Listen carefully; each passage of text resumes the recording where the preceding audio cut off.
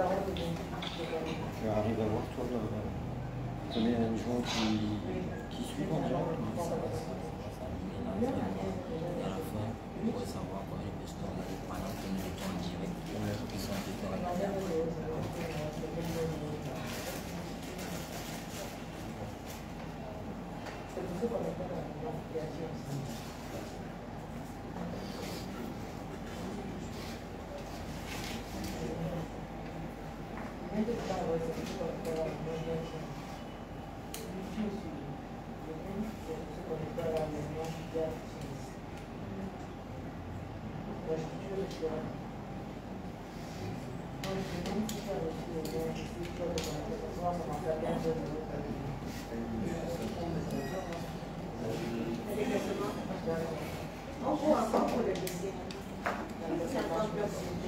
Mon accord pour déroger 3 dossiers sont passés par la il y en a sur le Garoua.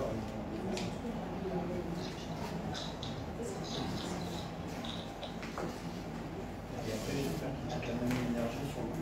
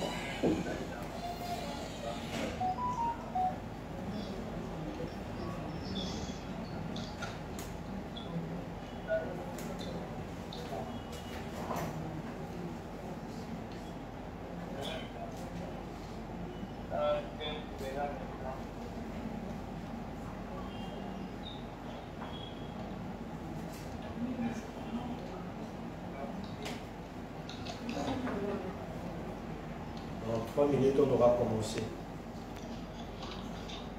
Carole, est-ce qu'on a toujours le bruit de fond?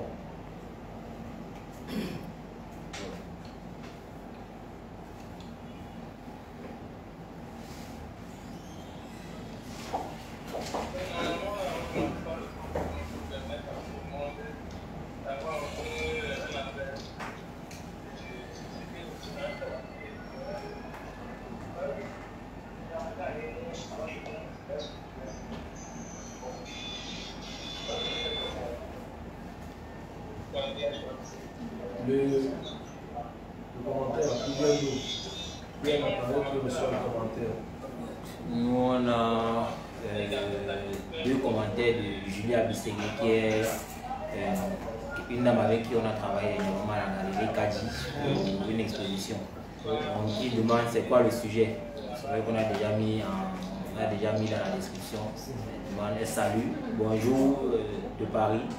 C'est quel sujet? Parce qu'en fait, on ne veut pas d'autre bruit que ce qui va être dit ici. Donc, soit vous allez mettre... C'est un silencieux, donc les commentaires ne viennent pas forcément des bruits de commentaires. Parce que là, présentement, on a l'audio qui est en train de passer. Je ne sais pas si c'est chez vous, c'est chez quelqu'un d'autre. Ouais, c'était... Non, non. C'est donc cet appareil. C'est l'appareil. Ok, merci. Merci. Merci.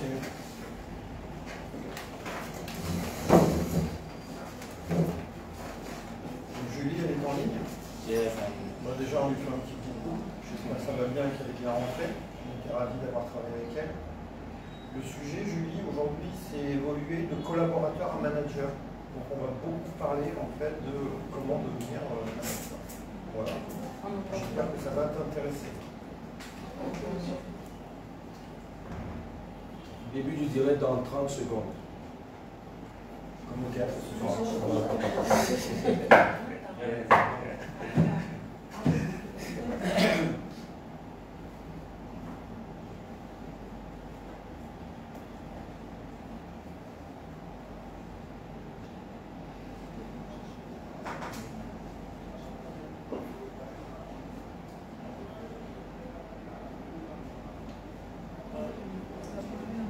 Bonsoir et bienvenue à ce webinaire sur... C'est bon? On est bon, hein? Ok.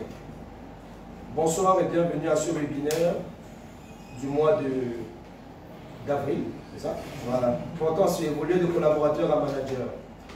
Dans une entreprise, les enjeux de succession sont immenses. Ils le sont d'autant plus que les collaborateurs, notamment issus de nouvelles générations, aspirent à changer de poste ou encore à évoluer. Question revient donc souvent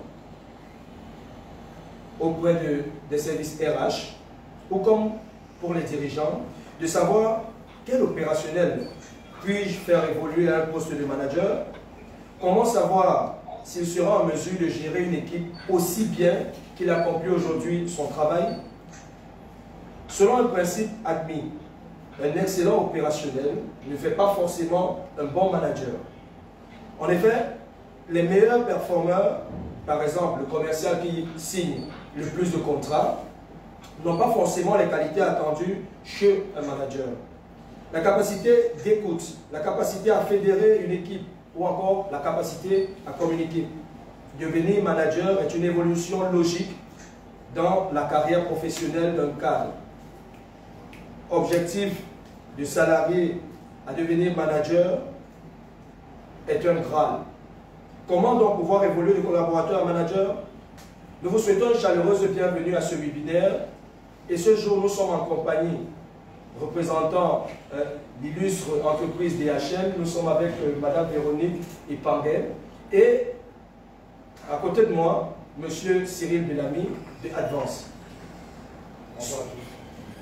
Bonsoir, chers internautes. Super. Alors, pour nous, il va être question d'échanger et vous êtes invités à nous communiquer au fur et à mesure les questions qui sont vôtres afin que nous puissions trouver ensemble les réponses adaptées avec ces deux géants de l'entrepreneuriat pour vous donner les astuces comment faire pour pouvoir progresser. Eh bien, pour commencer, et sans autre transition, Je vais poser déjà ma première question à Madame Véronique. Madame Véronique, c'est quoi pour vous être manager? Merci Georges. Être manager, c'est quoi? Vous savez, le but ultime de chaque entreprise ou d'une entreprise, c'est de faire des profits, d'exister. Donc, pour être un bon manager ou un manager, il faut premièrement savoir fixer ses objectifs, mettre en place une stratégie. À côté de cela, vous avez le fait qu'il faille maintenant être un bon meneur d'hommes, quelqu'un qui sait se faire respecter, qui sait pouvoir instaurer une certaine autorité. Et maintenant, il doit être quelqu'un qui sait servir d'exemple, qui doit être un exemple. Super. Parce que l'exemple, comme on dit souvent, leading by example. À partir du moment où vous arrivez à servir d'exemple, vous êtes un peu suivi par les autres et on ne saurait aller à l'encontre de la vision, de la stratégie que vous avez mis en place. Super. J'ose croire que Cyril, vous voulez renchérir? Bien sûr. Alors, je partage déjà tout à fait cette idée. Bonjour à tous. Bienvenue. J'ai regardé un petit peu d'où venait la notion de management. Parce que je me suis dit, mais finalement, management, ça vient d'où cette histoire? Donc en fait, déjà, ça vient du mot manus, la main, en latin, et ça vient aussi du français, le manège. Vous savez, où les chevaux tournent. Et en fait, donc, ça veut dire avoir la main sur quelque chose. Pour moi, le manager, c'est avant tout quelqu'un qui facilite les choses. C'est un faciliteur. C'est quelqu'un qui sait faire face à toutes les situations et qui est capable de gérer, on va dire, rationnellement son équipe, au service de l'excellence et sans jamais perdre de vue son client final. Je pense que ça, c'est fondamental. Super. Et si je peux me permettre, si vous regardez en fait sur les 120 dernières années, les 130 dernières années, au début des années 1900, en fait, on parlait, le manager, on l'appelait le chef. Ensuite, le manager, on l'appelait le patron. Ensuite, le manager, on l'appelait un cadre. Ensuite, on l'a appelé un leader. Ensuite, on l'a appelé un coach. Et aujourd'hui, on parle d'entrepreneurs internes, qu'on appelle les intrapreneurs. Et moi, je pense qu'en résumé, c'est un peu tout ça, sauf deux choses. La première chose, c'est surtout pas un chef, parce qu'on n'est pas dans l'armée ni dans la gendarmerie. Ça, c'est le premier point. Et c'est surtout pas un patron. Parce que des patrons dans une entreprise, il y en a que deux, c'est un conseil d'administration et une direction générale. Donc à ce stade, on va garder un peu de mystère, mais voilà une première définition de ce que moi je considère être un manager. J'ose espérer que chacun d'entre vous en des notes, parce que au courant de ce séminaire ou alors de ce webinaire, vous aurez la possibilité d'apprendre de manière suffisante sur ce que c'est que être un manager et les outils qu'il vous faudrait avoir pour pouvoir y arriver. Alors, on vient de définir de manière globale la notion de manager. Comment comprendre de manière concrète? Parce que tout à l'heure, par exemple, Cyril et Véronique ont cessé de donner des éléments, vous avez cessé de donner des éléments clés, et on a pu retenir votre définition, par exemple, avoir la main sur quelque chose. Maintenant, de manière concrète, le manager, c'est qui? Le management, c'est quoi? De manière concrète, on va commencer par Véronique, d'après vous. S'il fallait l'expliquer à un tout petit. Le management, si on peut l'expliquer comme ça, on dirait c'est diriger, mettre en place une vision, une stratégie de façon à mener à bien ses activités et à pouvoir atteindre le but qui, à la fin de la journée, pour chaque entreprise, consiste à exister et se faire des bénéfices. C'est en fait, on peut le définir comme ça. Donc là-dedans, vous avez déjà les éléments, vous avez défini votre stratégie, vous savez comment est-ce que vous devez gérer les hommes et maintenant gérer l'entreprise. Après, il suffit de savoir à chaque fois s'arrêter pour faire un bilan par rapport à ces objectifs qui ont été clairement définis, pour savoir et voir où est-ce qu'on est en train d'aller, est-ce qu'on est sur la bonne longueur. Donc, en réalité, c'est faire ce tout tout en restant objectif et en respectant ces objectifs qui ont été fixés. Super. Cyril? Exactement. Pour moi, c'est ça. En fait, c'est conduire une organisation, la diriger, être capable de planifier le développement de cette organisation, être capable de déléguer et de donner des responsabilités aussi à ses équipes et de les contrôler, de le piloter pour savoir où on va, est-ce qu'on respecte le cap qu'on s'est fixé, sans jamais perdre de vue, je le redis, toujours le client au final, c'est toujours au service du client et aussi des collaborateurs, parce que la qualité de vie au travail et le bien-être de tous au sein de l'entreprise, c'est fondamental. Donc on voit bien qu'en fait, le management, ça peut s'appliquer à toutes les organisations d'une entreprise, à tous les domaines d'une entreprise. Mais après, ça va dépendre, ça va beaucoup varier en fonction de la culture, de la conjoncture, du domaine d'activité, des objectifs, de la stratégie des uns et des autres. Super. Donc, on retient de ça que le management, ce n'est pas seulement celui-là qui, on va le dire comment, qui est uniquement l'équipe technique ou alors la direction générale, mais elle peut aussi s'appliquer à ses collaborateurs en eux-mêmes. Donc, ici, Cyril, pour vous, comment est-ce que on peut lier les deux? Ça veut dire le management, mais c'est quoi aussi son but? Le but du management, à la base, et les atouts que l'on peut mettre en place pour pouvoir atteindre ce but-là. Ouais. En fait, il n'y a pas un management. Dans la notion de management même, il y a plusieurs dimensions, il y a plusieurs composants. Alors moi, j'en ai listé quelques-unes et j'ai pris des notes. Super. Mais celles qui me paraissent essentielles. D'abord, c'est donner du sens. C'est fixer un cap, fixer des objectifs et faire comprendre aux équipes là où on veut aller. Ça, pour moi, c'est très important. Ensuite, il y a la notion d'organisation. S'organiser, se transformer en permanence, parce qu'avec l'évolution des besoins des consommateurs, des clients, l'évolution des nouvelles technologies, la pression des actionnaires, la pression de la concurrence, on est obligé de se transformer.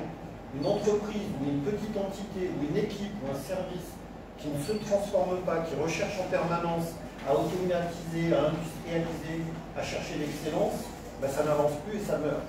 Ça, c'est le deuxième point. Le troisième point, évidemment, c'est quand on est manager, on doit demander des ressources, on nous alloue des ressources et on doit optimiser ces ressources. Ces ressources, elles peuvent être à la fois des ressources humaines, des ressources financières, des budgets, mais aussi des ressources logistiques, de moyens généraux, ou encore des ressources informatiques.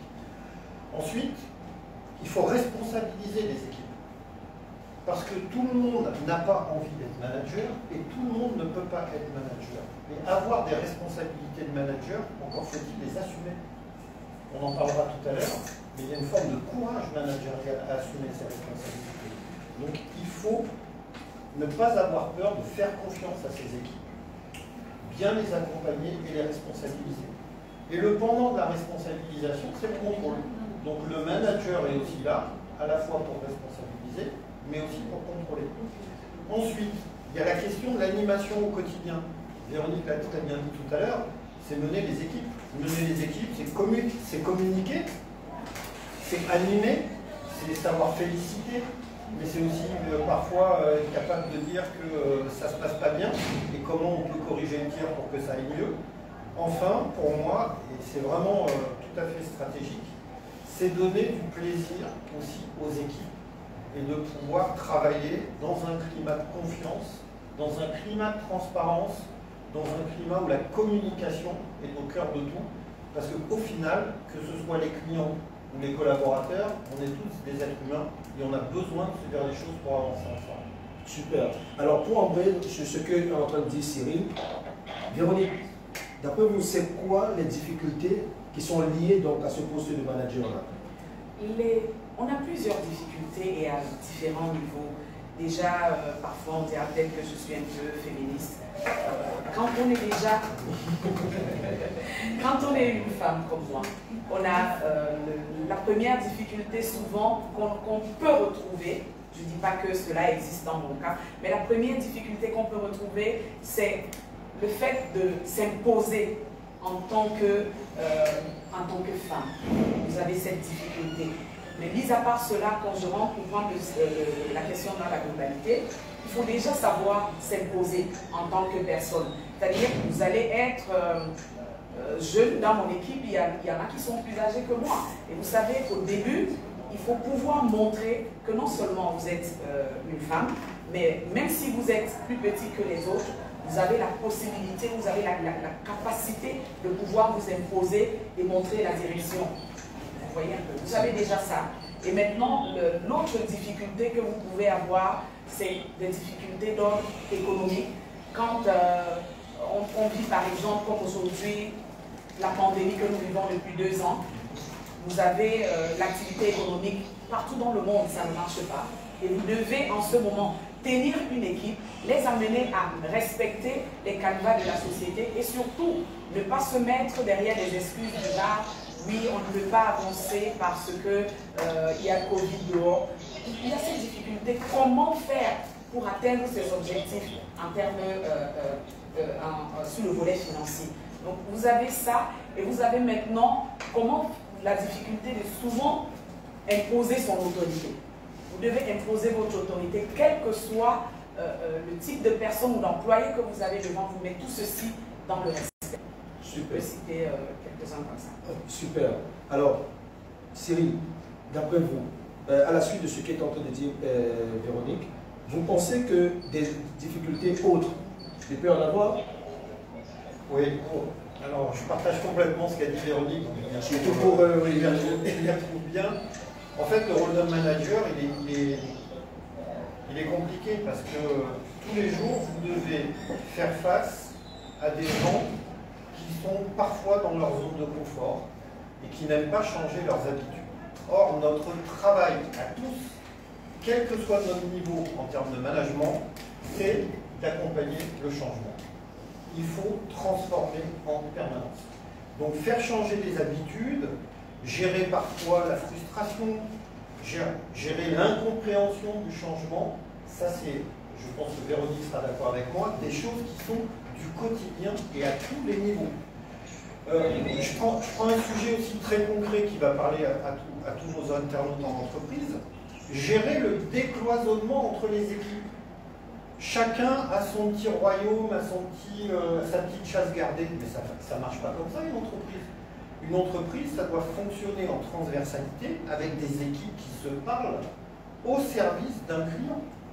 Donc nous, notre travail en termes de management, mais c'est vrai au sein même d'une équipe, c'est faire en sorte que les gens se parlent, discutent, échangent et trouvent des plans d'action, des solutions ensemble pour que le meilleur et l'excellence soient atteints, là encore, au service du client. Je prends un exemple très concret. Moi, personnellement, je fais la chasse dans l'entreprise aux mails. J'en peux plus de recevoir des centaines de mails par jour. Des fois, les gens se disent « j'ai fait mon travail parce que je t'ai envoyé un mail » ou « j'ai envoyé un mail au DG » ou non, c'est pas ça faire son travail. L'énergie qu'on consacre à mettre dans un mail, il vaut mieux le consacrer à aller voir son collaborateur, un autre manager, les gens de son équipe, pour pouvoir mettre l'énergie à travailler ensemble. Et il y a quelque chose que Véronique a dit, qui pour moi est absolument essentiel, et je dirais c'est même une des priorités d'un manager. Le manager ne doit pas se focaliser sur le combien. Dire aux gens, il faut faire, il faut atteindre plus 100%, 200%, il faut 3 ventes par jour, il faut faire tant de ventes par jour. Ça, tout le monde est capable de monter sur la table et de dire, allez-y, le combien, le combien. Le plus important pour un manager, c'est d'accompagner comment on fait. Comment on fait.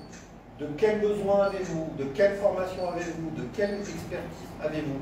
Donc, le travail du manager, pour moi, se résume en matière de difficulté à être toujours très factuel, très concret, et en travaillant et en accompagnant ses collaborateurs, ses équipes, sur le comment.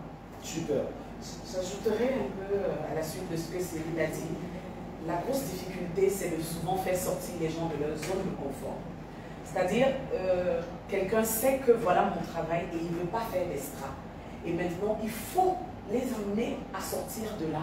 Parce qu'à la fin de la journée, quand le travail n'est pas bien fait ou quand le client n'est pas satisfait, parce que si à la fin de la journée, nous devons satisfaire un client, quand le client n'est pas satisfait, on ne dira pas que c'est X qui ne l'a pas fait. Quand le client va se plaindre, il dira c'est Advance, c'est DHL. J'ai été chez DHL, je n'ai pas été satisfait. Mais il ne mettra jamais en avant le nom du collaborateur qui n'a pas travaillé. Ça aussi, c'est l'une des choses sur laquelle il faut beaucoup travailler, où nous, les managers, nous attelons à travailler, essayer de sortir les gens de leur zone de confort et souvent les amener chez nous. Souvent, il nous arrive de permuter les employés parce que quand vous vous retrouvez à faire la même chose pendant plusieurs années, au bout d'un temps, vous n'êtes plus productif. Vous n'êtes plus productif. Et donc, il faut développer cette polyvalence, la capacité à aller d'un poste à un autre. Et ça, pour vous dire la vérité, pour l'avoir vécu, ça vous donne de l'expérience et ça vous permet de vous retrouver à quelque poste que ce soit et pouvoir évoluer. Super. Cela met alors en exergue ici les dimensions même du management. Tout à l'heure, Cyril, vous étiez en train de dire que le management n'est pas seulement au top entre le conseil d'administration, la direction, mais aussi elle est transversale entre les différents collaborateurs. Mais comment est-ce qu'on peut mettre à même cette relation entre les collaborateurs afin qu'à la fin, la satisfaction client soit garantie? Les niveaux de management, lesquels avons-nous? Quelles sont ces dimensions du management, là, si on peut le dire comme ça? Alors, il y a plusieurs sujets dans les dimensions du management.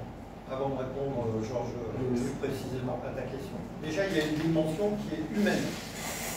Dans le management, pour moi, je dirais que c'est même la priorité, quitte à rabâcher un peu par rapport à ce que je disais tout à l'heure, la dimension humaine du management est essentielle. Pourquoi?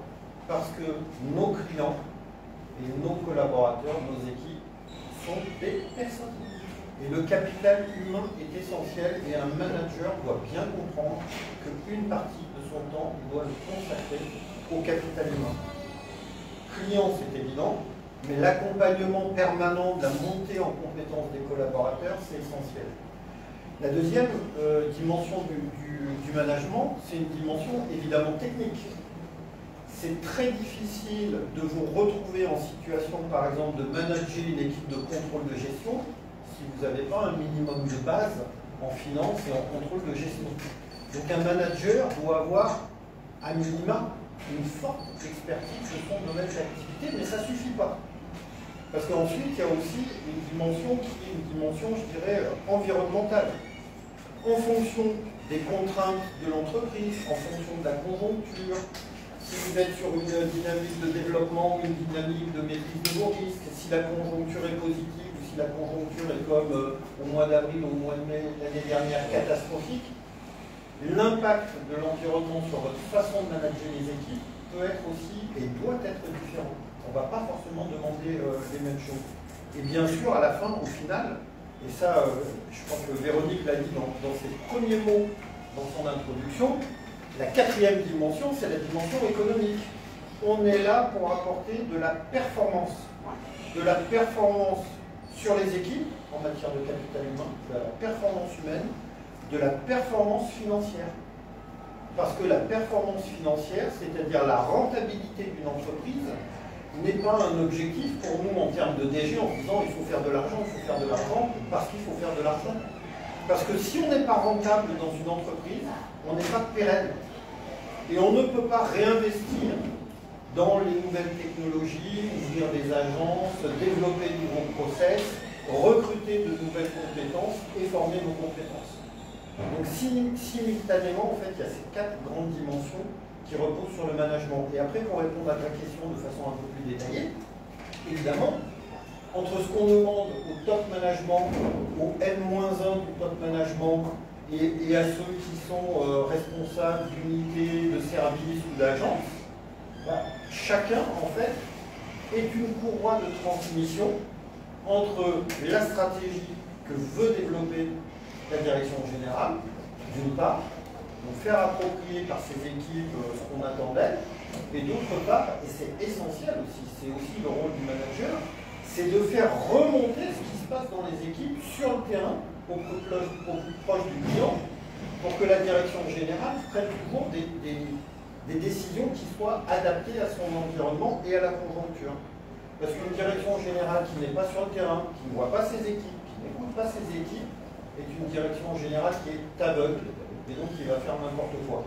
Et donc le rôle du management intermédiaire, pour moi, ce qui est essentiel, c'est de faire un peu cette courroie de transmission entre faire descendre l'état d'esprit que souhaite impulser la direction générale et remonter toutes les problématiques et les problèmes qu'on rencontre sur le terrain pour que nous puissions prendre des décisions et allouer les ressources humaines, les ressources logistiques, les ressources financières. Alors, pour clore, merci infiniment Cyril, pour donc clore ce premier module qui portait sur la généralité sur le manager, en quelques mots, Véronique, qu'est-ce que c'est que le manager? Le manager, c'est celui qui a pour rôle de shaping direction, comme on dit ça en français, de fixer la direction de l'entreprise. C'est celui-là. C'est celui qui doit fixer le cap. C'est lui qui détermine par rapport à la stratégie et la vision qu'il a mis en place où est-ce qu'on va. C'est ça le manager. Super. Pour être très simple. Merci bien. Alors, tout à l'heure, dans le propos, l'un des propos à Cyril, on a dit la dimension humaine est d'abord prioritaire. Celui-là qui veut ou qui se dit être manager doit d'abord commencer à travailler sur lui-même. Il faudrait pouvoir connaître ce que je veux vendre. Alors, travailler son image est le deuxième module que nous allons aborder. Cyril, comment est-ce que je peux définir les compétences qui sont miennes? C'est une excellente question. Elle est fondamentale parce que ça pose le problème de justement savoir si je suis fait pour le management, est-ce que j'ai envie de faire du management, est-ce que je vais pouvoir faire du management. Donc en fait, pour moi, tout repose sur la connaissance de sa propre personne. Donc il faut être capable de s'évaluer. Et pour faire ça, alors moi j'ai 30 ans de management derrière moi, hein, je ne suis pas de la première jeunesse, mais tout au long de mon parcours, j'ai travaillé sur la connaissance de moi. Mais alors évidemment, je ne me mets pas tout seul dans mon bureau et je me dis, ben voilà, je me filme et je me dis comment es-tu, quelles sont tes forces et tes faiblesses.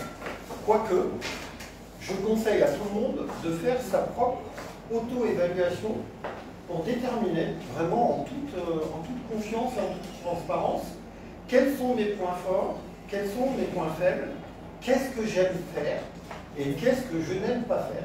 C'est un outil qui permet de définir un peu son SWOT. Exactement. En effet.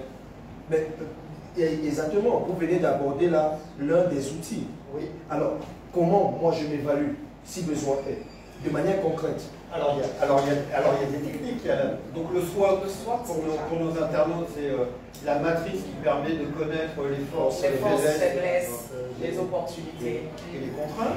Donc ça c'est un premier point. Mais moi j'en ai listé quelques autres que j'ai mis en pratique tout au long de ma carrière et que j'invite l'ensemble des managers qui sont collaborateurs. J'espère que vous notez. Hein. Donc le premier point, c'est l'auto-évaluation à travers le SWOT. C'est fondamental.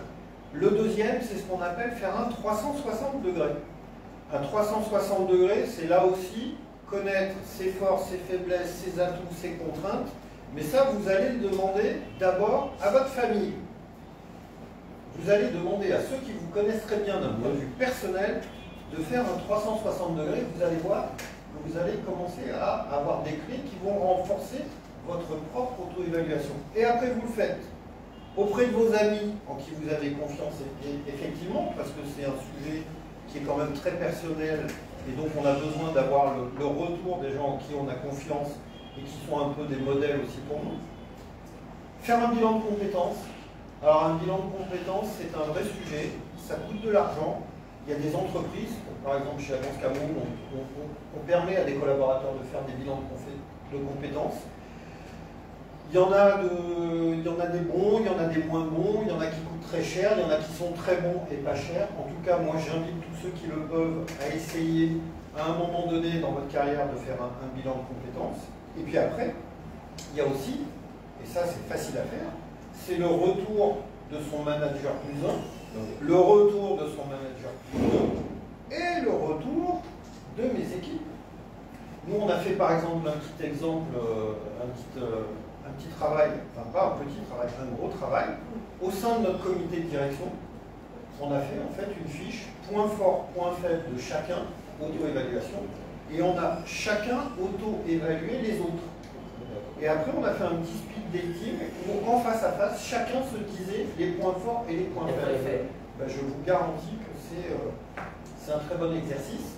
Et ça, c'est des exercices qui sont très concrets, qui ne coûtent rien, et qui vont vraiment dans le sens de mieux se connaître.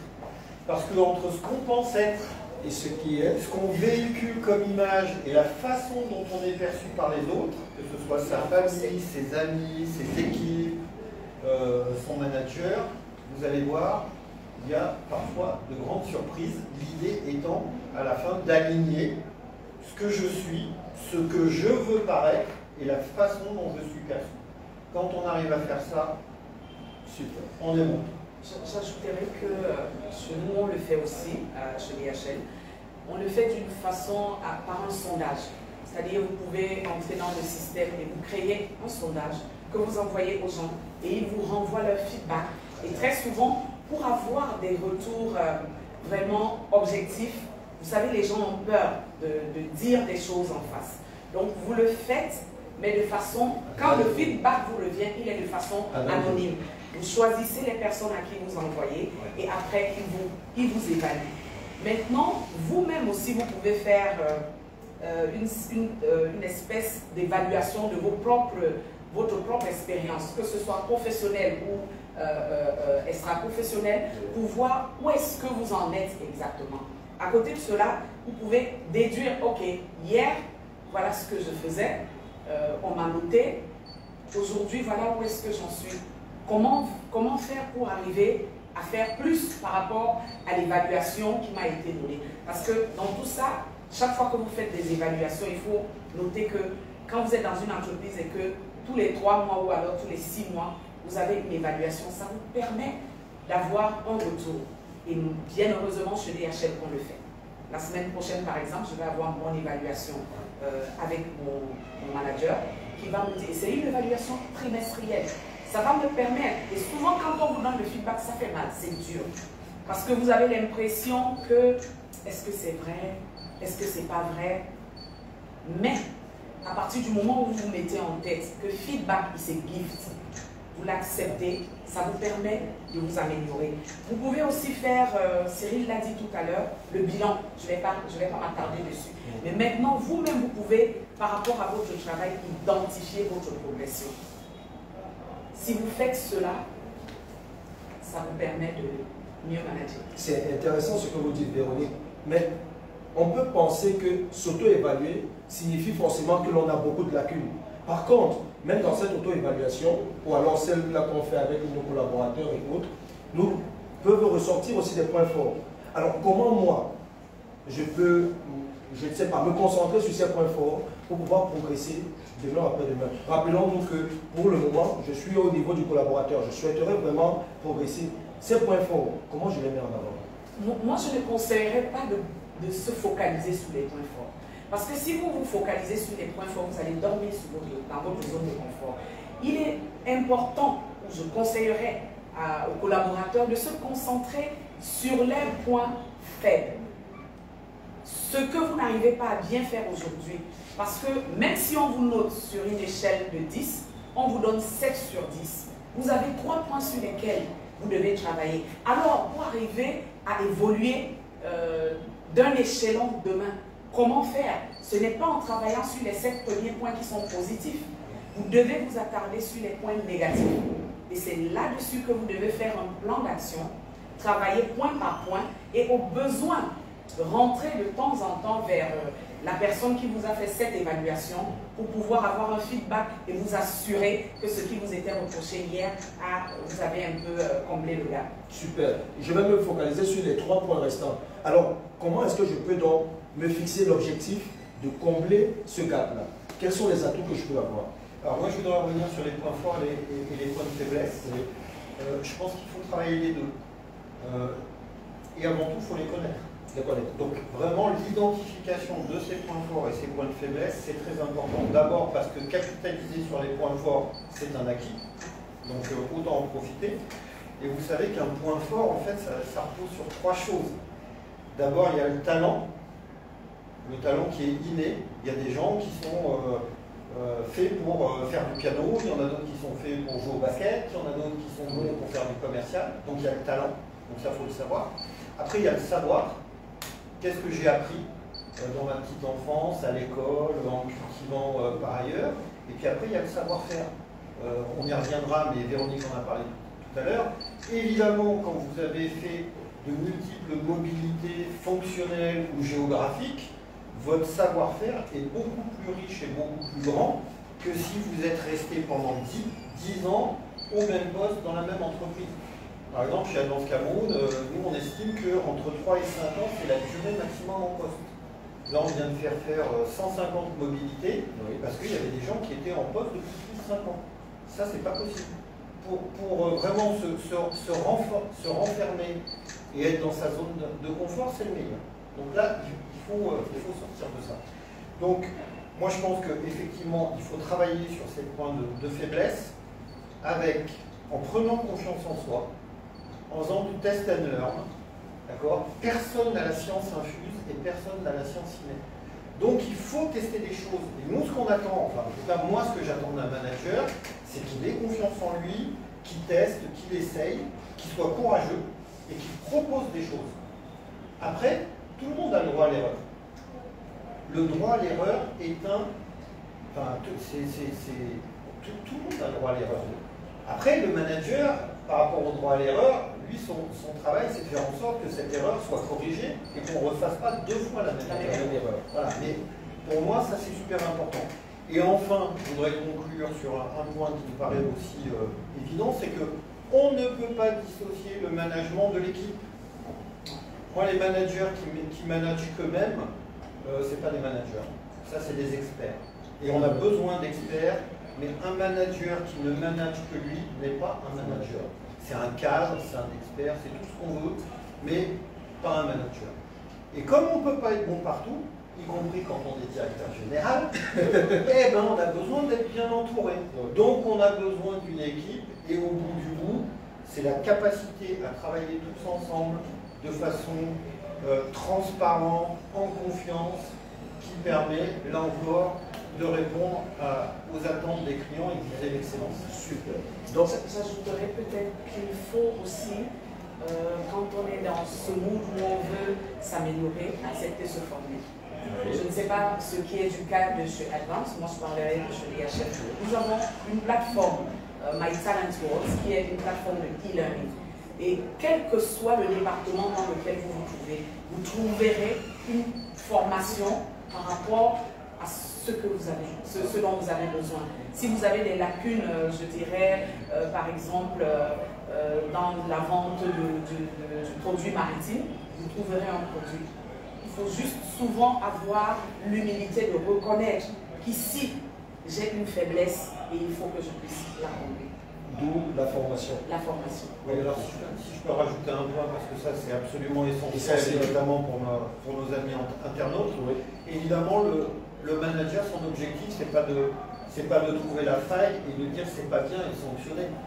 Là où il y a faille, c'est le travail du manager, c'est d'identifier qu'il y a un problème et de voir comment accompagner l'équipe ou le collaborateur pour corriger ça. Donc le travail d'accompagnement, de coaching, le travail de formation, qu'il soit en e-learning ou avec des équipes d'animation ou de développement des compétences, est absolument essentiel. Super. Alors, on vient de voir ici l'ensemble des éléments qui peuvent nous permettre de travailler sur notre image. Déjà, connaître quelles sont vos attitudes, travailler sur vos points faibles, et ce de manière répétitive.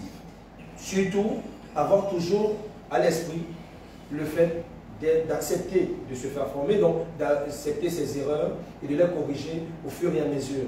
Cela va nous permettre donc de rentrer dans cet élément, on parlait tout à l'heure, Cyril, du fait qu'une personne puisse déjà, connaître ses compétences.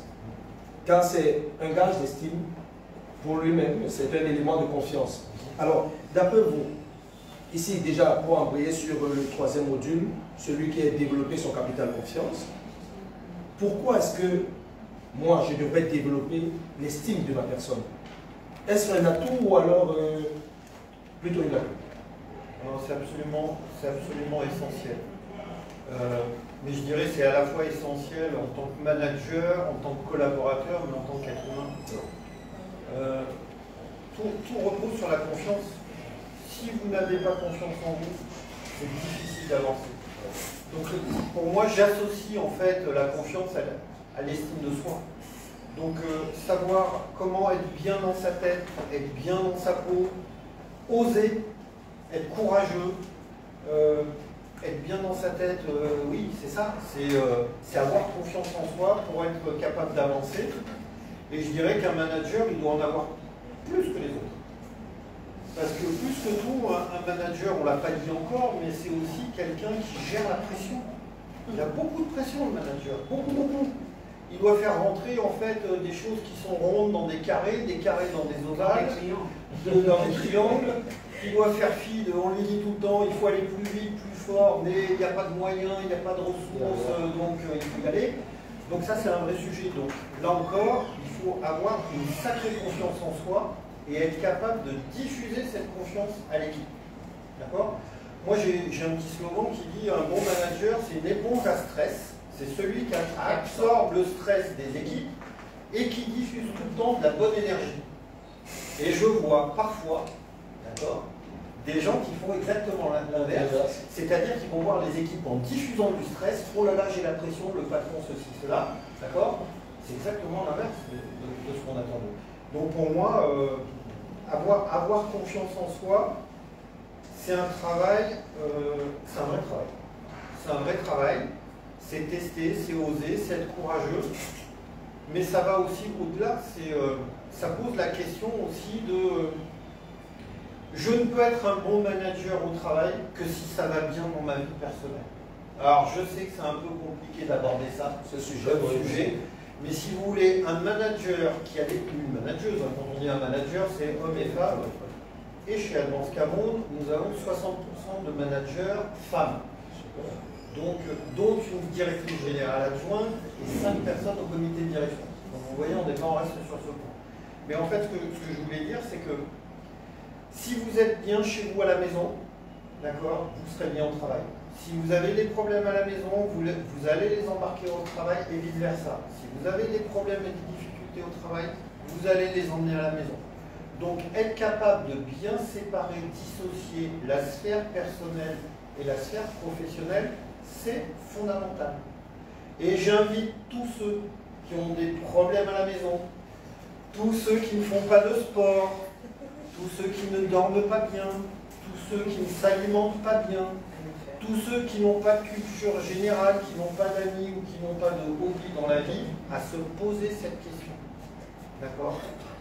Pour moi, c'est important. Et plus vous allez prendre des responsabilités dans la vie, et plus vous allez voir que vous serez moins sur des sujets techniques et on vous attendra sur des sujets où il faut avoir du recul, diffuser de l'énergie, de la bonne humeur.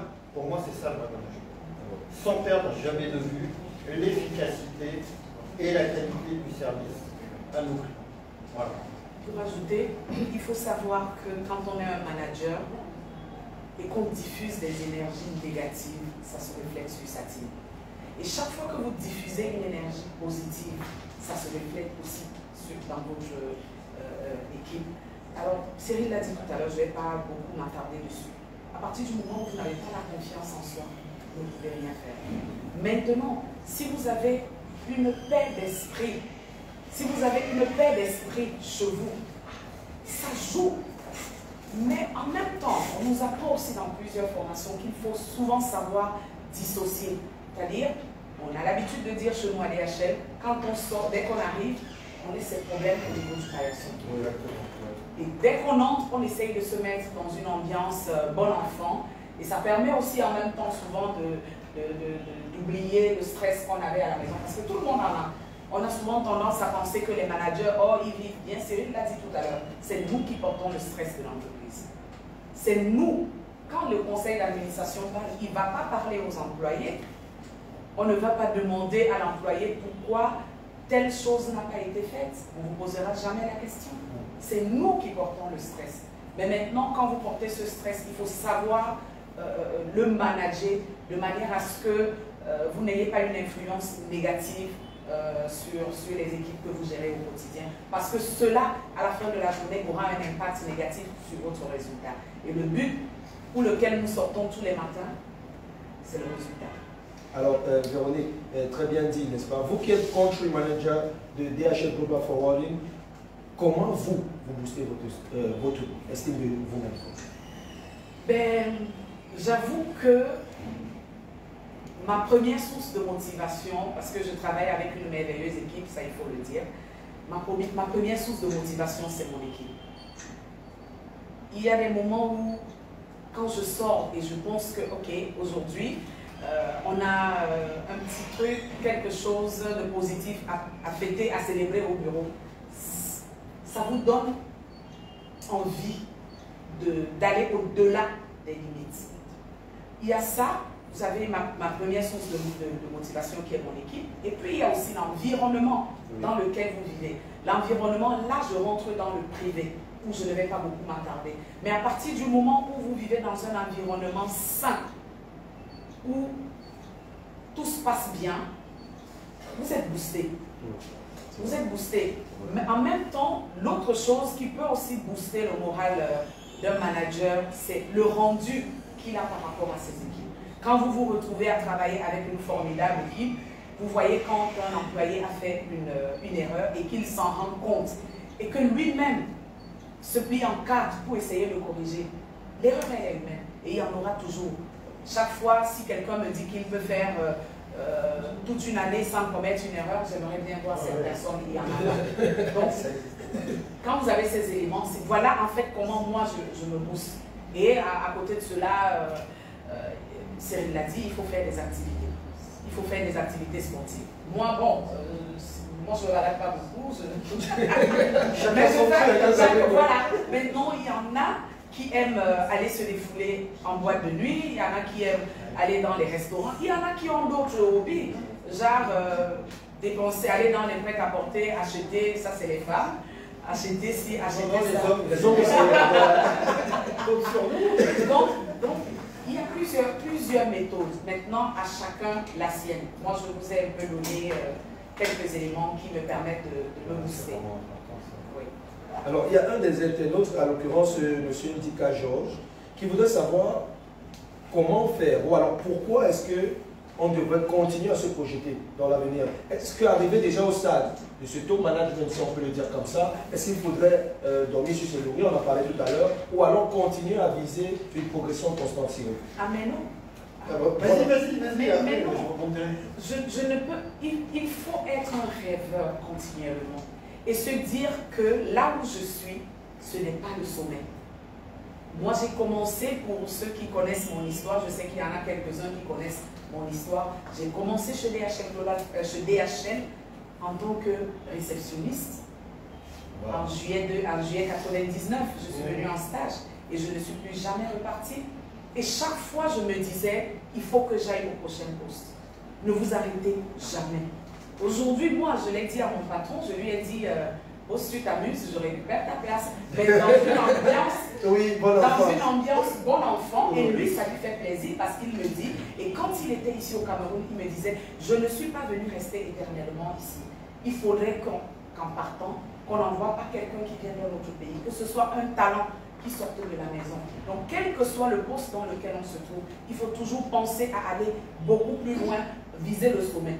Le sommet, c'est quand? Peut-être quand vous allez mourir. Mais tant que vous vivez, n'arrêtez pas vos rêves, continuez de rêver et dites-vous que rien n'est impossible, vous pouvez y aller. Alors, Cyril, vous voulez renchérir là-dessus? Oui, tout à fait. On parle souvent de plan de carrière. Alors moi, j'aime pas trop cette expression.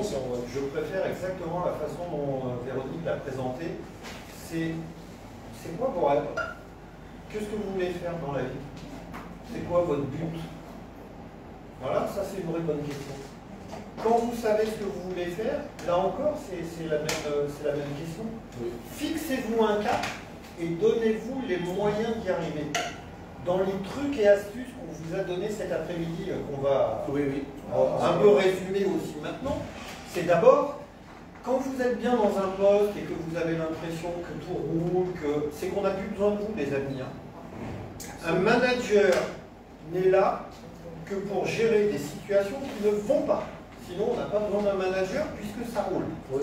On est d'accord? Ça, c'est le premier point. Le deuxième point, saisissez les opportunités. Dès qu'il y a une opportunité qui vous paraît intéressante, faites acte de candidature.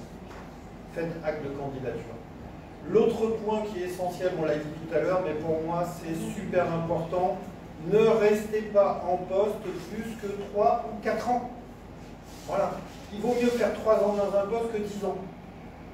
Et il faut combiner ça avec multiplier les expériences dans votre entreprise ou dans les entreprises. Il faut faire des mobilités fonctionnelles. Si vous êtes plutôt un commercial sur le terrain, à un moment donné, ça va faire du bien de venir faire un tour au siège, que ce soit dans le marketing, la finance ou le contrôle de gestion. Et vice-versa. Parce que l'avenir, quand même, quand on travaille dans une entreprise de distribution et qu'il y a des clients, le sens de l'histoire, c'est quand même de travailler face aux clients et pour les clients. Il faut essayer d'avoir au maximum une vision à 360 degrés de l'entreprise.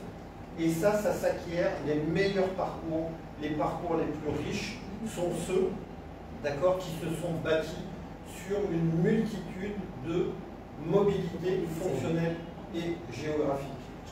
Et ensuite, il y a un autre point qui est absolument essentiel, c'est, moi j'ai vécu dans pas mal de pays, et souvent je vois la notion de formation et d'employabilité qui me paraît être un vrai sujet.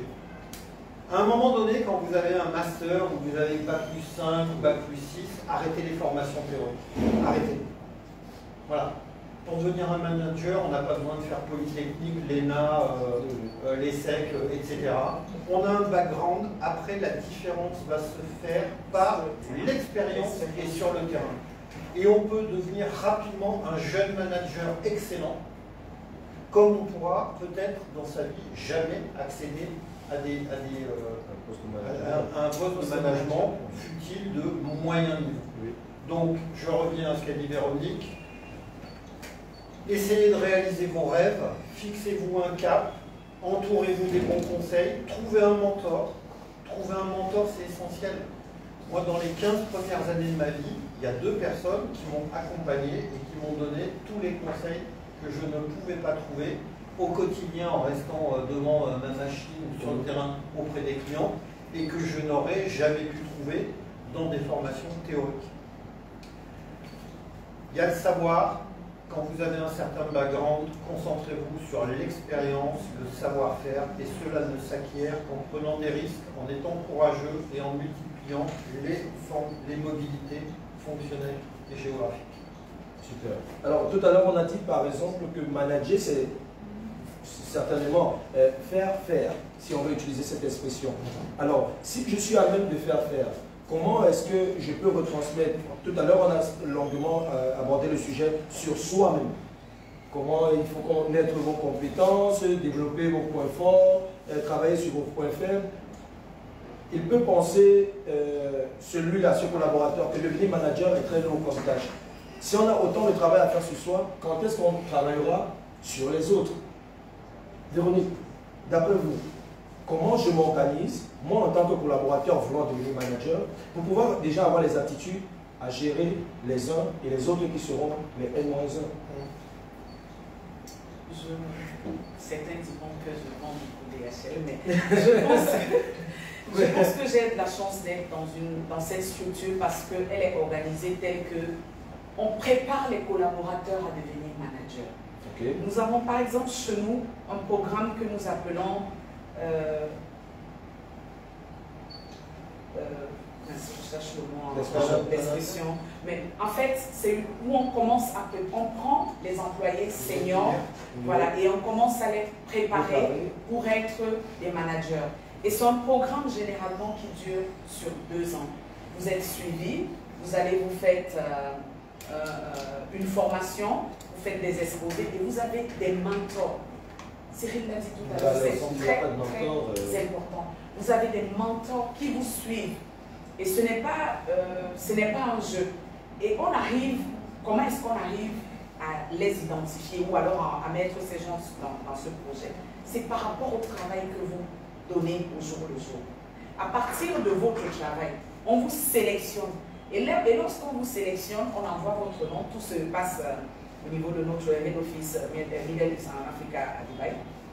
Ce n'est pas que vous envoyez votre candidature. Déjà, pour envoyer votre candidature, votre manager doit vous faire une lettre de recommandation qu'il cachette ici. Et maintenant, après, on vous fait une interview. L'interview porte sur plusieurs aspects. Donc, on regarde votre travail, vous dites ce que vous avez fait. Pourquoi vous? Pourquoi pas l'autre? Pourquoi est-ce que vous voulez aller, aller plus loin devant par rapport aux autres? Donc, dans cette interview, on vous fait passer tous les volets, du volet technique jusqu'aux ressources humaines. Ça permet en ce moment, quand vous êtes sélectionné, d'être suivi et coaché beaucoup de mieux.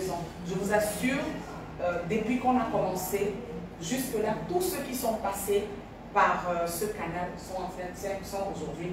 J'ai un exemple qui est un manager.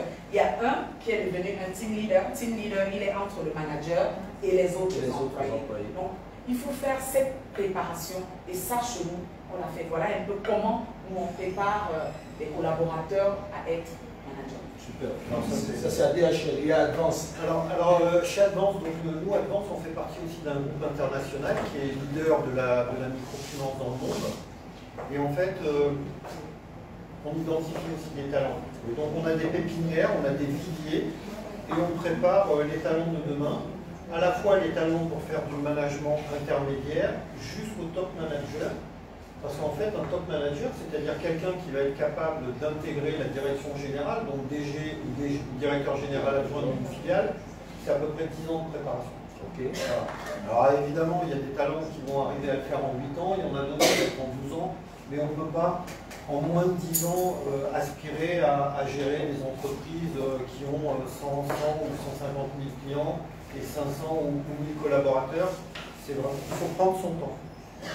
Donc évidemment on travaille sur ça, à la fois dans chacune de nos structures, mais aussi en partenariat avec la holding qui est à Paris. Parce que nous on a aussi un autre sujet, mais je pense que chez DHL aussi, où on doit préparer évidemment des collaborateurs qui soient les meilleurs possibles, mais souvent vous les préparez pas pour vous, pour qu'ils se bonifient. C'est la même chose. Moi je prépare des collaborateurs, les 3 derniers qu'on avait préparés, il y en a un qui est parti en République démocratique du Congo et 2 qui sont partis en Côte d'Ivoire.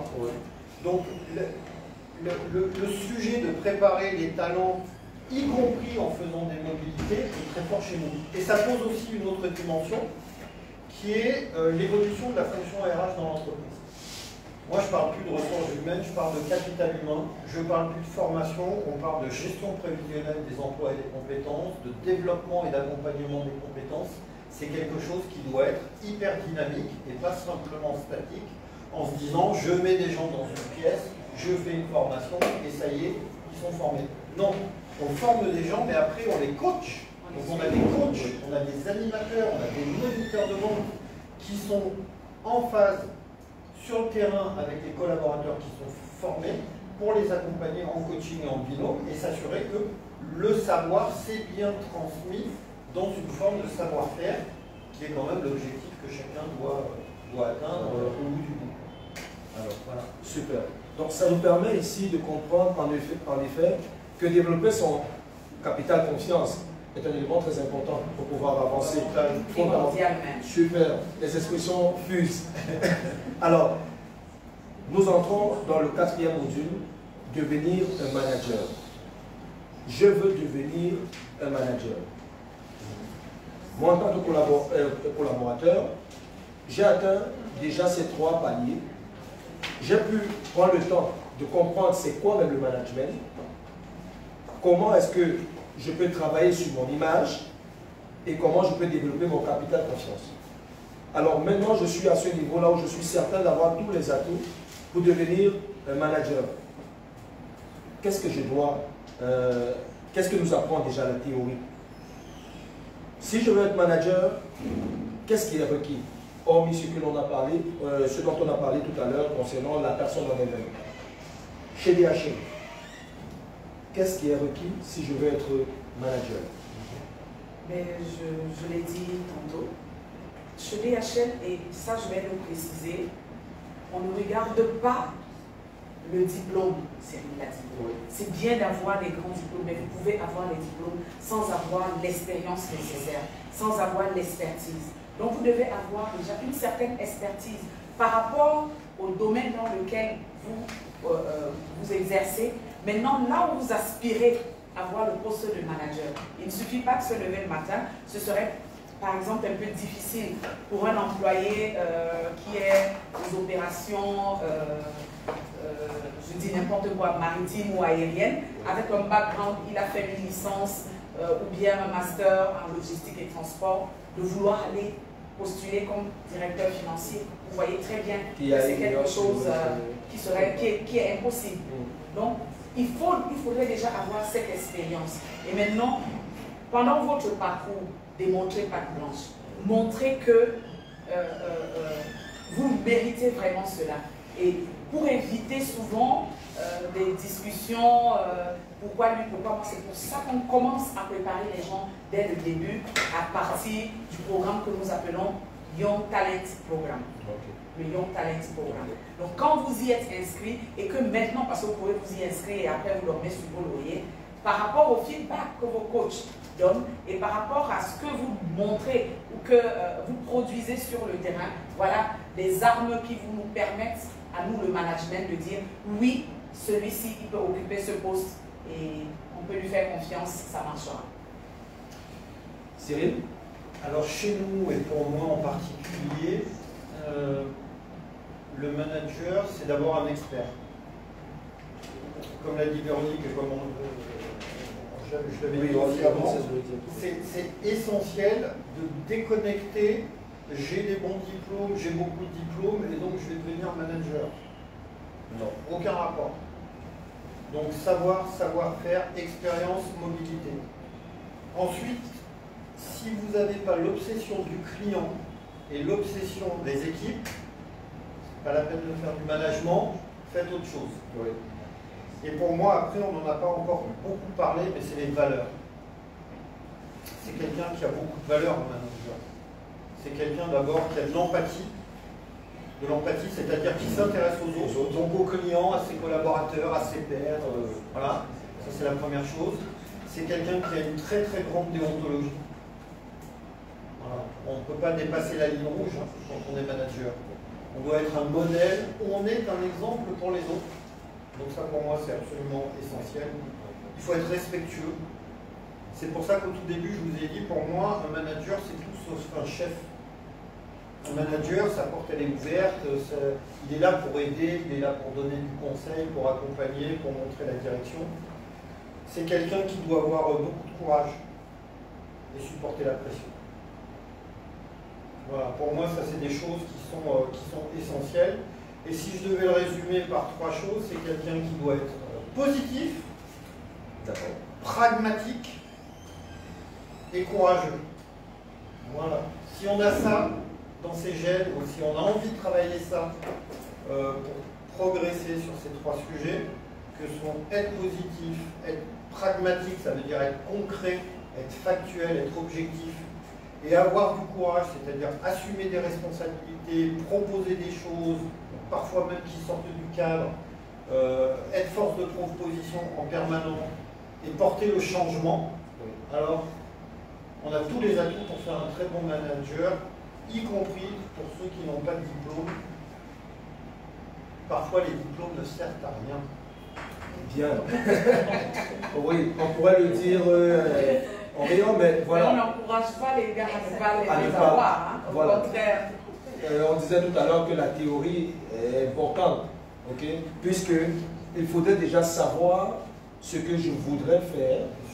Et pour ceux qui ce sont des formations, c'est avoir des aptitudes, des connaissances par rapport. On va retenir le PPC dont vous venez de parler, positif, pragmatique et courage. PPC. Moi j'ai noté ça comme ça. Georges, si je peux me permettre, souvent les gens viennent me voir ou viennent voir des managers en disant qu'est-ce que je pourrais faire, qu'est-ce que tu me conseilles. La première réponse que je leur donne, c'est qu'est-ce que tu veux faire. Qu'est-ce que tu veux faire? Je ne vais pas décider pour toi qu'est-ce que tu veux faire. Après, tu me dis, j'aimerais être ceci, j'aimerais être cela, dans 3 ans, j'aimerais être directeur d'agence, j'aimerais être dans 2 ans patron du réseau. On se pose et on regarde comment on fait. Mais le manager ne doit pas décider pour ses collaborateurs. Le DG ne va pas décider pour ses collaborateurs. Le DG, le manager, doit aider les collaborateurs à réaliser leurs rêves, leurs ambitions. Voilà. Si je peux ajouter, il faut avoir soi-même il faut avoir sa vision. Il faut tracer soi-même son chemin et surtout rêver. Ne jamais se dire que c'est impossible. Auquel cas, je pense que je ne devrais pas être assise ici aujourd'hui. De là où je suis partie, ici à où je suis aujourd'hui. Il faut toujours se dire que c'est possible. Et toi-même, on ne parle pas de plan de carrière, mais toi-même, intérieurement, tu dois te dire, ok, dans 2 ans, je voudrais être ici. Il faut toujours se projeter dans l'avenir. Très important. Osez voir grand. Voyez grand. Tout est possible. Alors, en tant que CEO de Advance Cameroun, vous avez illustré ici tout à l'heure, vous avez cité les différents types, ou alors les appellations qui étaient antérieures à celles du management. Mais une question de l'internaute, c'est de savoir, c'est quoi la différence entre soit le management et le leadership? Je vais prendre un exemple, j'espère qu'il ne va pas vous choquer, mais vous faire un petit électrochoc. Adolf Hitler était très charismatique et un grand leader. Est-ce que c'était un bon manager? Je ne crois pas. Voilà. Je n'ai pas d'autres points à dire que ça. Non, je vais le rejoindre en disant le leader, c'est celui qui est reconnu, coopté par les autres. Vous voyez? Or, le management, c'est celui-là qui a été choisi et presque imposé pour diriger. Super. Et il a donné un très bel exemple. Qui est dramatique. Qui est dramatique, mais qui est bien la situation. Alors, chers internautes, nous arrivons à un moment crucial. Celui qui précède vos questions, mais qui est très crucial parce que, de manière individuelle, Véronique a commencé à le faire, votre parcours, Cyril. Alors, nous avons besoin de connaître. D'accord. Ensuite, on reviendra de Véronique. Votre parcours, parce que ces différents internautes qui vous suivent se questionnent. Est-ce que c'est parce que vous avez tous ces atouts, vous savez gérer, conduire, organiser, ou alors Bien sûr. Ça va sortir. Voilà. Pour plus d'un, il voudrait savoir, de manière individuelle, qui est Cyril Bellamy, comment est-ce qu'il a fait pour être aujourd'hui à la tête? D'accord. À la base, j'ai un parcours académique. Parce que je crois quand même beaucoup au diplôme, malgré ce que j'ai dit tout à l'heure. Il vaut mieux avoir une assise culturelle solide. Donc d'un côté, j'ai fait plutôt de la science politique et de l'économie, et de l'autre côté, plutôt un parcours d'ingénieur très focalisé sur les maths et l'économétrie. Après, comme je savais, comme beaucoup de gens de mon époque, je ne savais pas ce que je pouvais faire, parce qu'il y avait vraiment une déconnexion entre ce qu'on apprenait à l'école et les besoins du travail. Donc j'ai commencé dans un cabinet de conseil en stratégie. Et au bout de 5 ans, j'ai intégré le monde de la banque et de l'assurance. Parce que je suis fils de banquier. D'accord. Voilà. Et donc, tout petit, j'ai été habitué à faire des stages. Mes parents voulaient que je travaille à chaque fois qu'il y avait des vacances. Et ça m'a intéressé. Et après, j'ai même beaucoup respecté ce que j'ai évoqué tout à l'heure, c'est-à-dire que j'ai saisi à chaque fois les opportunités qui se présentaient. Donc souvent avec la peur au ventre en disant je ne vais pas être capable de faire, mais finalement un poste devient ce que vous avez envie de faire. Voilà. Donc du coup, j'ai la chance à partir de 1995 d'avoir mon premier poste de management, qui était un poste de responsable de l'organisation et de l'accompagnement du changement, donc c'était quelque chose d'assez innovant. Et ensuite, j'ai pris des responsabilités de directeur marketing, de directeur informatique, de directeur commercial et de réseau, puis de directeur général adjoint, jusqu'à un poste de directeur général. Ça, c'est pour le premier point. Et le deuxième point, c'est que ce qui pour moi est essentiel, c'est que j'aime les gens. Voilà, deuxième point important, qui explique où j'en suis. Le troisième, c'est la stabilité entre équilibre professionnel et personnel. On ne l'a pas dit, mais moi ce que je conseille à tout le monde, c'est organiser votre travail. Votre journée doit être organisée. Moi je demande à personne de travailler de 7 h du matin jusqu'à 21 h et de travailler le week-end. Le travail, c'est classiquement, on va dire, de 8 h à 17 h.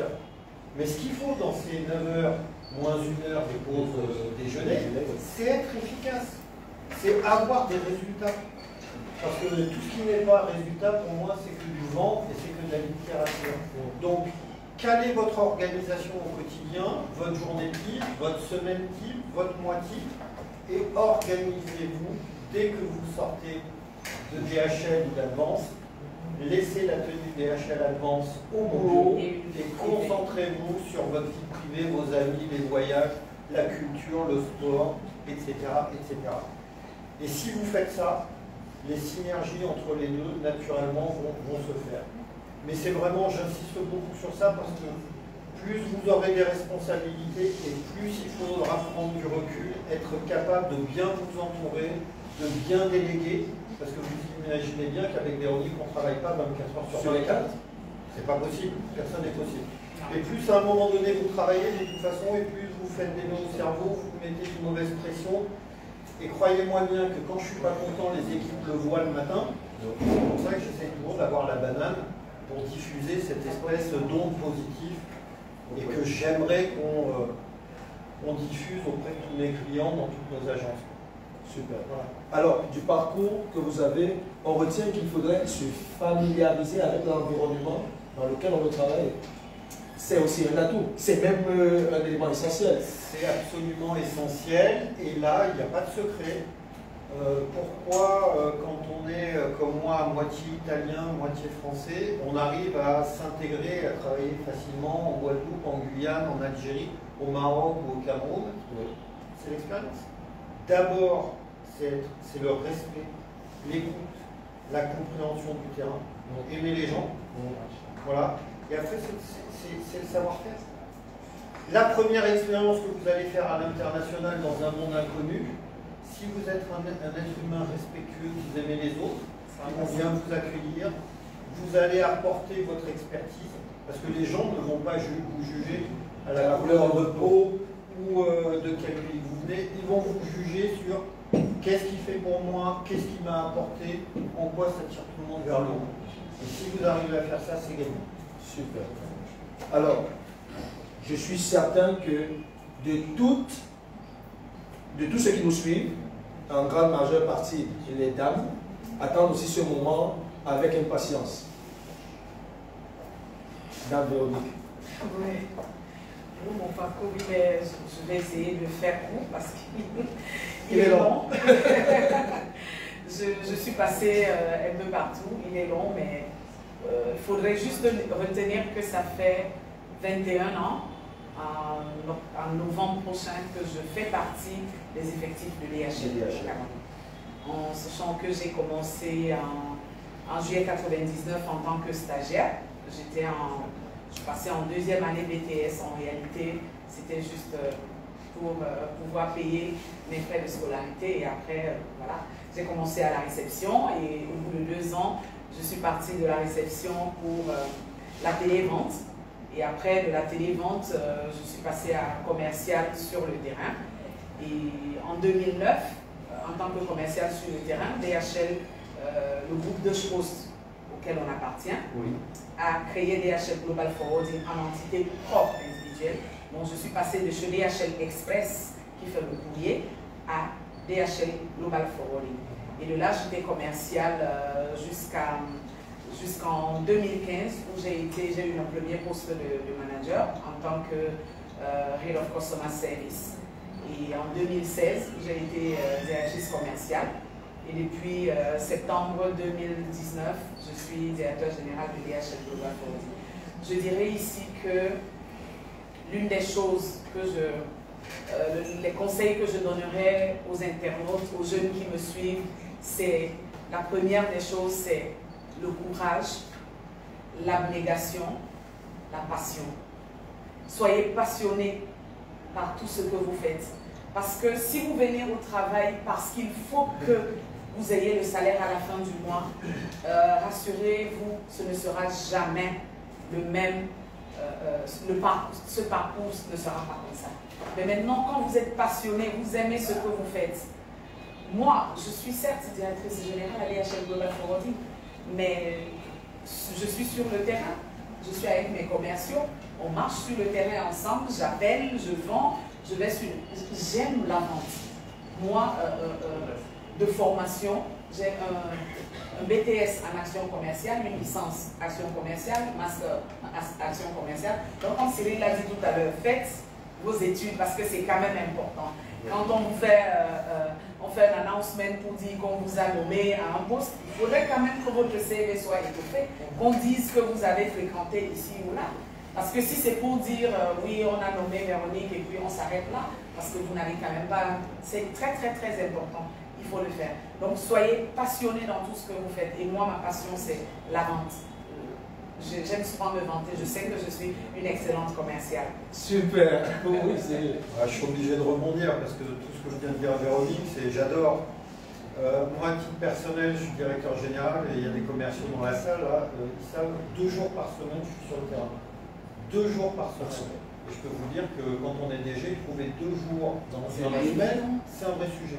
Mais toute mon organisation personnelle est articulée autour de cet objectif-là. Savoir gérer l'urgent et le prioritaire, c'est quelque chose de très important. C'est prioritaire que la tête d'une entreprise, d'accord, soit au contact du client et des collaborateurs de terrain. Donc, un des conseils que je peux donner aussi pour ceux qui aspirent et qui rêvent un jour d'accéder à des fonctions de top management, je vous invite notamment à beaucoup travailler dans le commercial. D'accord? Parce que la vraie vie d'une entreprise de service et de distribution, c'est le commercial. Donc il faut aimer gérer, vendre, conseiller, accompagner les clients. La deuxième, c'est la finance. À un moment donné, il y a quand même des grands agrégats sur lesquels moi personnellement je dois aller rendre compte 4 fois par an auprès du conseil d'administration, donc il faut savoir quand même un peu expliquer les chiffres. Et la troisième dimension qui est essentielle, c'est le capital humain. Voilà. Parce que là, c'est les hommes, et que les 2 richesses d'une entreprise sont son fonds de commerce et ses clients, et les clients de demain, et évidemment son capital humain, donc les femmes et les hommes de l'entreprise. Super. Donc, arrivé à ce moment de notre webinaire, les statistiques nous parviennent déjà. Oui, très bien. On a déjà les statistiques sur les personnes qui ont... 365 personnes ont été inscrites au webinaire et on vient de battre un record. Oui, de manière globale, le taux d'assistance au webinaire est en général de 37%. Par contre, nous sommes à 46% d'assistance, montrant que, si ça pouvait s'accorder, bravo, merci. Merci. Alors, on va prendre uniquement 2 questions, car nous sommes à quelques minutes de la fin. Et on espère que ces questions... Ça passe vite, hein? Oui, très vite, ça passe vite. Nous sommes à quelques minutes de la fin. Et on espère que ces questions vous aideront, ou alors les réponses à ces questions aideront nos internautes qui veulent progresser. Alors, on a Brice qui demande, sachant qu'un leader s'impose par son charisme, souvent naturel, et qu'un manager, lui, c'est beaucoup plus une fonction, ou alors manager, c'est beaucoup plus une fonction, qu'en est-il si on se retrouve être le leader naturel d'une équipe et que le manager ne veut pas collaborer pour une fusion positive des énergies, sachant que nous avons un but commun? Alors, le leadership ou le charisme, c'est quelque chose qui se travaille assez peu. Ouais. C'est on l'a ou on l'a pas. Alors évidemment, après, on revient sur force et faiblesse, capitaliser sur ses forces. Mais il y a des gens qui sont naturellement sur un terrain de basket, sur un terrain de football, qui sont naturellement charismatiques. En politique, en économie, dans tout ce qu'on veut. Donc avoir dans ces équipes quelqu'un de charismatique et capable de fédérer, il faut voir ça d'un bon œil. Moi, j'adorerais avoir que des gens charismatiques dans mes équipes. Et je les verrais surtout pas comme des concurrents ou des potentielles personnes qui viendraient me chipper mon poste. Un peu comme Véronique avait dit à son boss qu'elle va prendre son poste. Au contraire, exactement. Moi, mon travail, c'est justement de préparer la relève et faire en sorte que, lorsque je vais bouger pour ma prochaine expérience, la relève soit assurée. Donc, quand on a la chance d'avoir des talents ou des gens charismatiques capables d'emmener les équipes, il faut surtout, en termes de management, même si soi-même, en termes de manager, on n'a pas ce charisme, capitaliser sur cette force et faire en sorte que cette personne joue son rôle au sein de l'équipe en apportant ce charisme. D'autres auront moins de charisme, mais vont peut-être apporter plus d'expertise, ou plus de relationnel, ou plus de choses comme ça. Donc il faut surtout... c'est l'intelligence situationnelle, on appelle ça, du manager qui doit composer et faire jouer au mieux la partition, je vais y arriver, de ses coéquipiers. Et c'est en ça que parfois aussi on dit qu'un manager, c'est un chef d'équipe, un peu un chef d'orchestre. Oui. Donc que chacun joue au mieux sa partition, toujours dans le sens de l'efficacité du client, de l'excellence et de la transparence et du bien-être de l'équipe. Alors Véronique, si je suis dans la peau de ce collaborateur-là, qui a, comme le disait Cyril, qui est charismatique, mais qu'en face de moi, mon N+1 trouve du mal à collaborer avec moi, peut-être parce que j'ai de la suite dans les idées, je veux proposer des éléments d'innovation, mais lui, il est resté carré dans le système antérieur. Alors comment je réagis dans ce genre de situation? Heureusement, j'attendais que la question soit autrement. J'allais dire que je ne réponds pas. Parce que... Là, il a apporté des précisions. J'allais dire que je ne réponds pas parce que ça fait plutôt plaisir ou bien ça fait plus de bien avoir quelqu'un comme ça avec soi plutôt que contre soi. Donc, comment est-ce qu'on va se comporter? Je pense que c'est simple. Il faut rester naturel.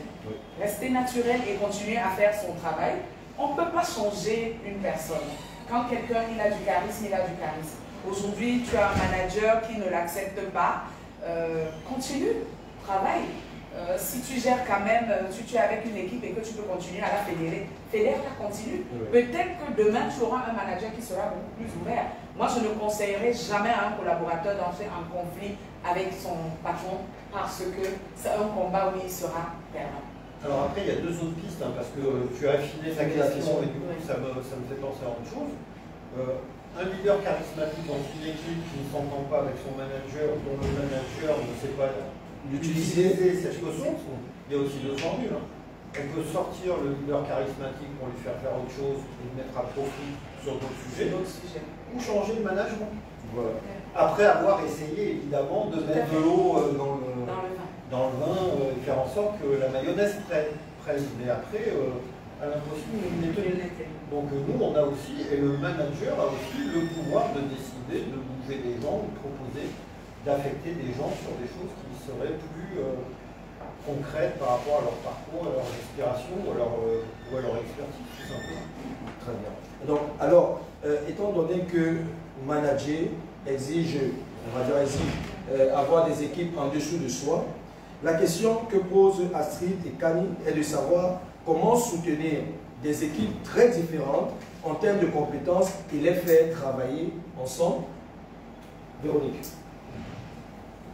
Je tiens à préciser que les équipes sont toujours différentes.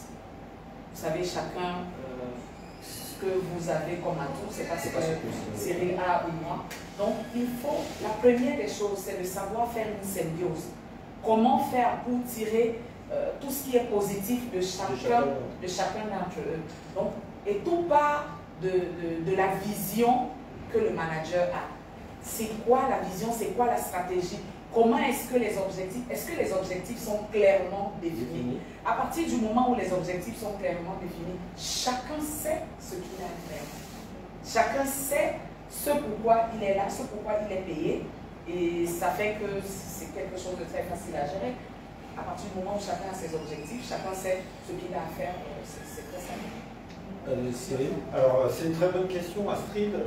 Pour moi, ça pose la question de la culture d'entreprise, en fait, et de groupe, même.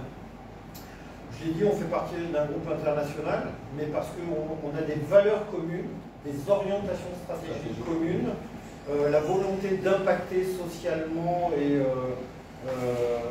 les pays sur lesquels on intervient.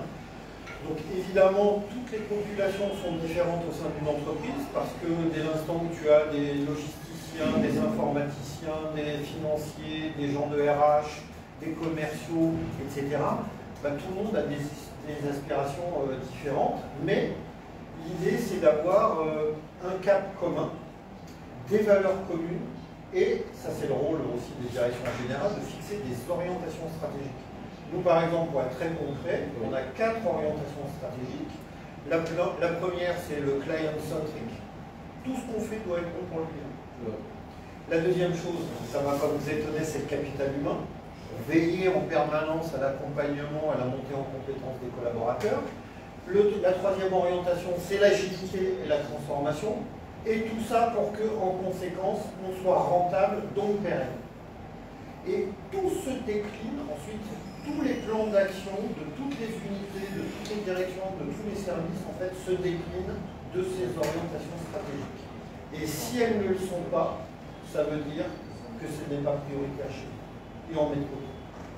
Et donc, en fait, c'est cet ADN commun qu'on doit construire dans les groupes, dans les entreprises, y compris dans les petites entreprises qui se créent, c'est trouver en fait cet ADN commun et ces valeurs communes qui font qu'on a envie d'avancer ensemble au service du client et au service de ses collaborateurs.